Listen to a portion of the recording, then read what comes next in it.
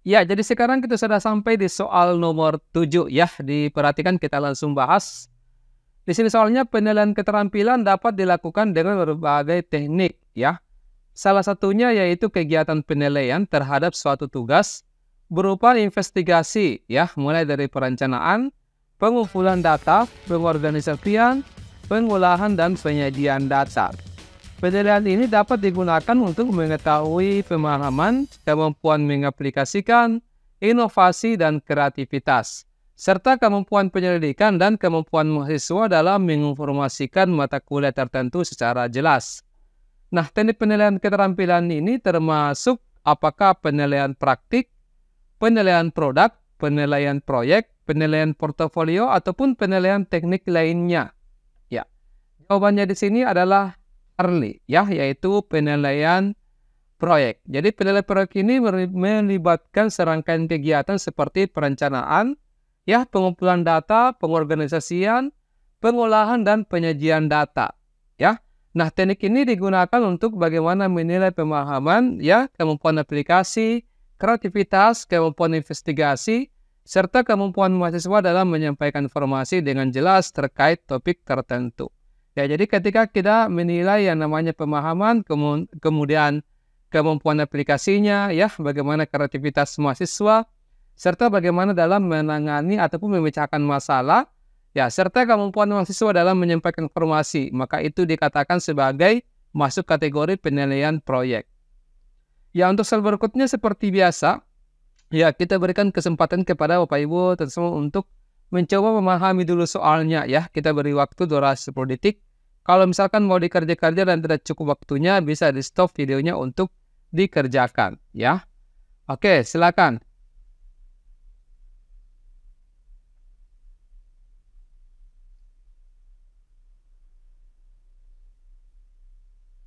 Ya, baik, saya kira Bapak Ibu tentu semua sudah menentukan apa jawaban terbaiknya di sini.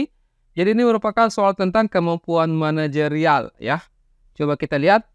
Anda merasa bahwa penelitian lintas disiplin ilmu itu memiliki pengaruh besar ya, pengaruh positif terhadap pertukaran informasi sehingga dapat melahirkan tema-tema penelitian dengan kebaruan, novelty-nya ya, dan signifikasi manfaat yang tinggi terutama untuk perguruan tinggi. Namun tidak jarang ya, terdapat sekat-sekat keilmuan yang begitu nyata antar dosen, apakah itu dalam satu program studi ya, fakultas, bahkan lintas perdosenan dalam perguruan tinggi. Ya. Sikap Anda adalah bagaimana merespon permasalahan seperti ini.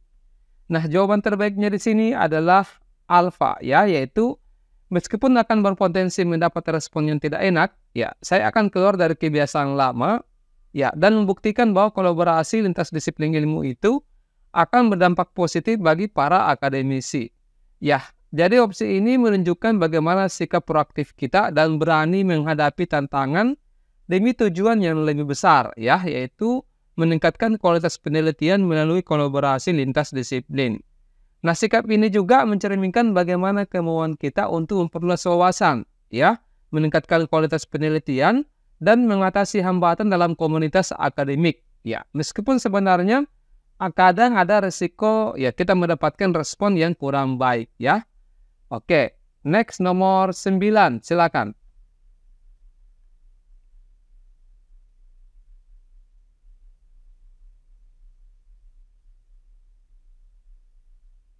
Ya, baik ya, saya kira teman-teman semua sudah mendapatkan pencerahan apa jawabannya di sini. Ya, di sini ada ya soalnya ya, Bambang merupakan seorang dosen yang hampir pensiun. Ya, ini masih soal tentang kemampuan manajerial. Selama berkarir, Bambang selalu membawa buku, paper ya, ataupun diktat untuk bahan perkuliahan.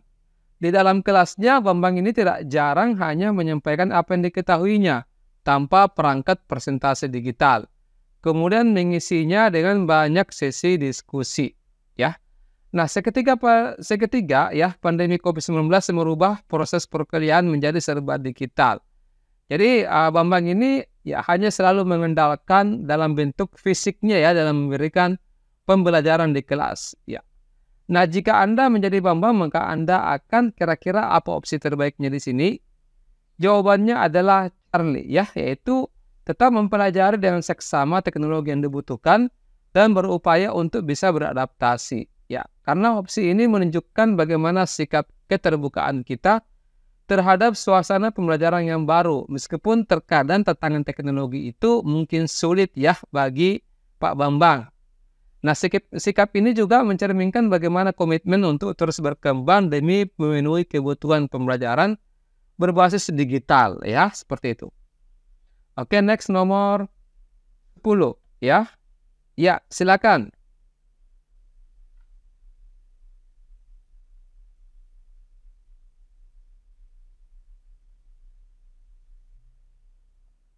Ya, nomor 10 ini merupakan soal tentang kompetensi sosial kultural, ya. Nah, diperhatikan Totok di sini adalah seorang mahasiswa magister, ya, S2 ya. Di tengah pelaksanaan studi, ya, Totok mengalami depresi sehingga keadaan jiwanya terganggu akibat beban studi yang berat ditambah kedua orang tuanya meninggal dunia secara bersamaan. Ya. Namun di sini Totok kemudian bangkit dan berupaya untuk mengobati gangguan kejiwaannya sampai sembuh, ya, sehingga dia dapat menyelesaikan studinya. Setelah selesai kuliah, Totok kemudian ingin melamar sebagai dosen.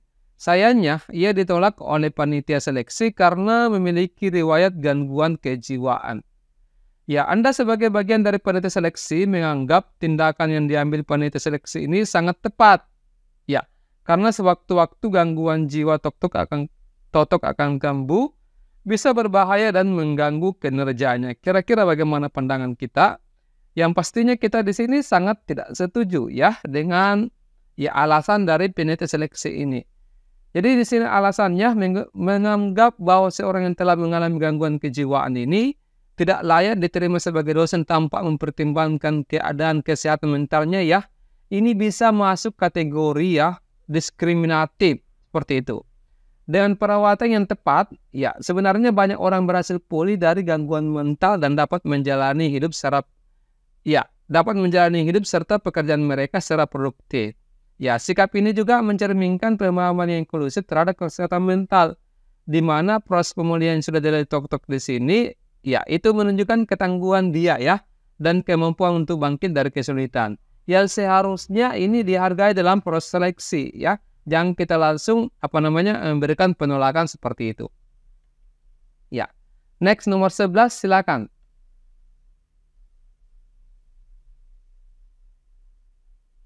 Ya, ini masuk soal ya kembali ke kompetensi teknis. Ya, di sini hasil belajar yang pencapaiannya melalui keterampilan manipulasi yang melibatkan otot dan kekuatan fisik. Penilaian yang dilakukan oleh dosen untuk mengukur tingkat pencapaian kompetensi dari mahasiswa yang meliputi aspek imitasi, manipulasi, presisi, artikulasi, dan naturalisasi. Nah, hasil belajar ini termasuk jenis hasil belajar ya psikomotor ya, Arni.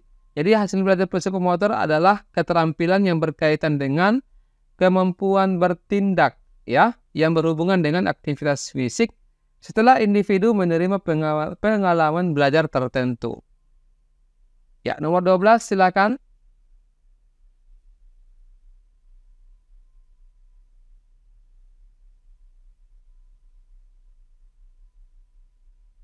Ya, di sini soalnya keefektifan dan efisiensi sistem belajar ya akan tergantung pada bagaimana komponen-komponen sistem tersebut berinteraksi secara tepat, yang terdiri dari kesesuaian dengan keadaan lingkungan tempat belajar mengajar itu dilaksanakan, kemampuan dosen, dan karakteristik mahasiswa. Hal tersebut memotivasi terlibat secara aktif dalam kegiatan pembelajaran, sehingga dapat mempermudah tercapainya tujuan pembelajaran. Nah, pengajaran yang efektif dapat dilaksanakan melalui kecuali ya, yang mana di sini yang bisa dilakukan sebagai pengajaran efektif. Kecuali yaitu metode ceramah ya. Kalau metode ceramah di sini justru menghasilkan kegiatan pembelajaran yang membosankan bagi mahasiswa ya. Jalan pengajaran pun di sini tampak kaku, kemudian mahasiswa terlihat kurang bergairah belajar dan mengalami kejenuhan. Ya, oke, kita next saja ya. Nomor 13 silakan.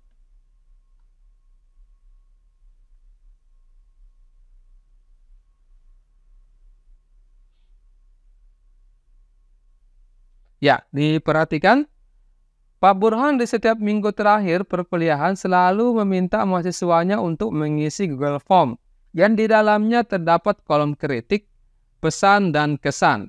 Nah, Google Form di sini ya tersebut bersifat anonim, ya, sehingga mahasiswanya bebas untuk bersuara tentang apa saja yang dialami selama 14 minggu pembelajaran dengan beliau. Untuk apa? Untuk perbaikan pembelajaran berikutnya. Nah, kegiatan yang dilakukan Pak Burhan di sini termasuk bagian dari refleksi pembelajaran, ya, yaitu Charlie. Jadi refleksi pembelajaran di sini adalah bagaimana cara pendidik dalam meningkatkan kualitas pembelajarannya, ya, sekaligus sebagai bahan observasi untuk mengetahui sejauh mana tujuan pembelajaran itu tercapai. Oke, next, silakan.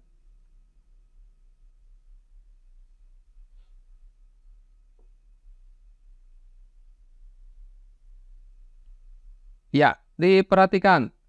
Mata kuliah rancangan percobaan mempelajari secara singkat hakikat penelitian dan percobaan, metode ilmiah dan metode penelitian. Ya, dasar dari rancangan percobaan yaitu statistika. Ketika menjelaskan teknik analisis data, dosen melakukan tanya jawab. Oke, ini kata kuncinya. Untuk mengetahui sejauh mana mahasiswa memahami materi tersebut. Hasilnya, 20% mahasiswa merasa kesulitan dalam memahami materi tersebut, terutama karena dasar statistikanya kurang kuat. Ya, dosen melakukan kegiatan tanya jawab ini kepada mahasiswanya merupakan bagian dari, mendiagnosis ya kesulitan belajar, yaitu A. Nah, tanya jawab di sini merupakan salah satu bagian penting dalam belajar, ya, dan langkah awal dalam diagnosis kesulitan dalam pembelajaran. Diagnosis kesulitan belajar ini bertujuan untuk mengidentifikasi area, ya, di mana mahasiswa mengalami kesulitan dalam memahami materi. Ya, seperti yang dilakukan dosen melalui tanya jawab. Nah, ketika kita melakukan tanya jawab atau mendiagnosis ya kesulitan mahasiswa, kita dapat mengidentifikasi, ya, ternyata ada 25% mahasiswa masih kesulitan memahami materi karena dasar statistikanya kurang kuat, ya. Oke. Nomor 15, silakan.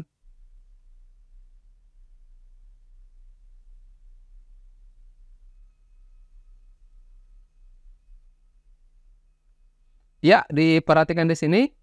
Hasil penelitian menunjukkan bahwa metode pembelajaran praktik ya berotasi pada mata kuliah praktik perbankan secara efektif ya dalam memberikan, saya ulangi ya. Jadi hasil penelitian menunjukkan bahwa metode pembelajaran praktik berotasi pada mata kuliah praktik perbankan syariah itu efektif dalam memberikan pemahaman kepada mahasiswa dengan karakter introvert maupun ekstrovert, ya, serta mampu memberikan nilai mahasiswa pada mata kuliah praktik ini dengan sangat baik. Nah, sementara metode pembelajaran praktik konvensional untuk mata kuliah yang sama gitu ya, itu mampu membentuk pemahaman mahasiswa tentang kegiatan perbankan syariah, namun belum efektif untuk membentuk nilai pemahaman mahasiswa dengan sangat baik. Ya. Nah, pada kasus tersebut, sebelum menentukan metode pembelajaran yang efektif harus memperhatikan, ya, tentunya harus memperhatikan karakteristik mahasiswa. Jadi efektivitas suatu metode pembelajaran, terutama dalam hal pemahaman dan pembentukan nilai, itu sangat bergantung pada karakteristik mahasiswa, seperti kecenderungan introvert ataupun ekstrovert. Metode pembelajaran yang mempertimbangkan karakteristik mahasiswa ini dapat lebih tepat dalam memenuhi kebutuhan mereka dan mencapai tujuan pembelajaran dengan lebih baik, ya. Oke, next, nomor 16, silakan.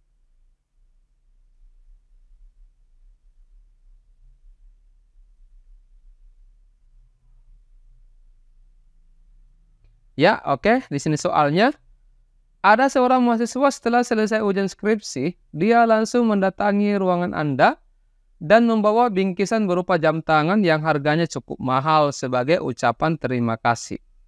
Anda sebagai dosen pembimbing skripsi ini menolak bingkisan tersebut karena membimbing mahasiswa merupakan kewajiban sebagai dosen. Nah, sikap dosen tersebut mencerminkan apa?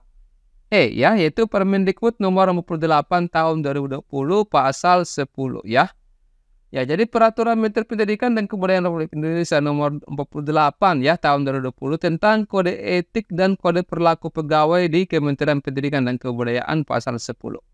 Yaitu perilaku tanpa pamrih meliputi bekerja sesuai dengan tugas dan fungsi yang dimilikinya tanpa mengharapkan imbalan ya, serta menolak gratifikasi. Oke, nomor terakhir sebelum kita berikan oleh-oleh, silakan.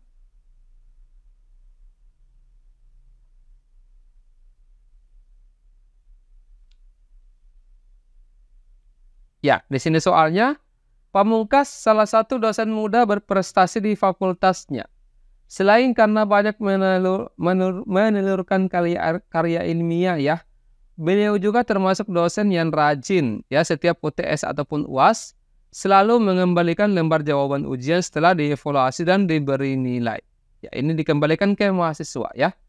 Nah, hal ini membuat mahasiswanya termotivasi untuk mempelajari hal yang belum dipahami.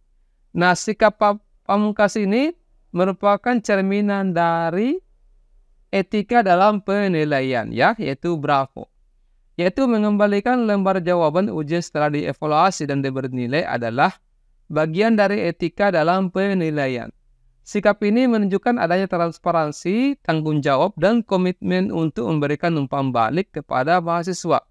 Sehingga mereka dapat memahami kekurangan mereka dan termotivasi untuk belajar lebih baik ya. Oke, untuk dua nomor berikutnya ini kita berikan sebagai oleh-oleh ya. Ini adalah oleh-oleh yang pertama. Ya, silakan dikerjakan. Kemudian oleh-oleh yang kedua adalah nomor 19. Jadi kita berharap Bapak Ibu dan semua mengerjakan dengan sepenuh hati, dan kalau misalkan berkenan bisa dikirimkan jawabannya di bagian komentar di bawah video ini. Nanti di video selanjutnya kita akan jelaskan dan kita juga akan beri kunci jawaban ya. Oke, sekarang untuk sementara sampai di sini dulu ya. Semoga Bapak Ibu dan semua bisa lulus tes ya pada tes P3K tahun ini. Kita akhiri, wassalamualaikum warahmatullahi wabarakatuh dan semangat pagi.